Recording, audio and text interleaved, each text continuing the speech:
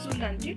We have taken 1 cup of whole masoor lentil, and we have taken 1 big green chili and 1 medium sized tomato. So we'll be using them while boiling the dal. Before boiling it, we have to wash it thoroughly with cold water. We will be boiling the washed masoor dal lentil. So we have to put it in the pressure cooker after washing it. Now add chopped tomatoes and green chilies to the washed lentil. Now add 5 to 6 cups of water depending on the consistency you want.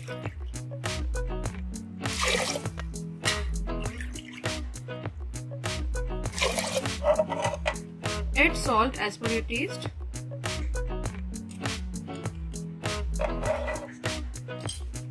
Now add half a teaspoon of turmeric powder. Mix it well. Now close the lid of high flame and take 1 whistle. After the whistle, allow the whistle to release automatically, and turn off the stove after you take the 1 whistle. The whistle has been dropped. We will check the masoor lentil.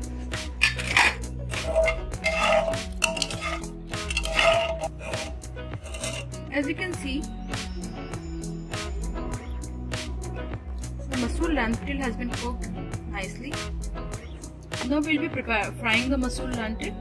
To fry masoor lentil, take 2 tablespoons of clarified butter or ghee in a pan. Add a pinch of asafoetida. Now add a teaspoon of cumin seeds. Once cumin seeds splutters, turn off the flame, and after 30 seconds, once you turn off the flame, put 1 teaspoon of red chili powder. Stir it well. Now we will be adding it to our lentil.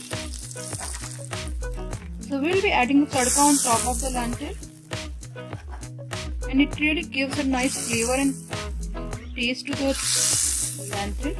Mix this tadka with the lentil and garnish it with some cilantro leaves or coriander leaves and serve it. You can enjoy this masoor dal lentil with any type of roti, naan, paratha, or any type of rice of your choice, and it really tastes very delicious and yummy, and it is also very healthy lentil.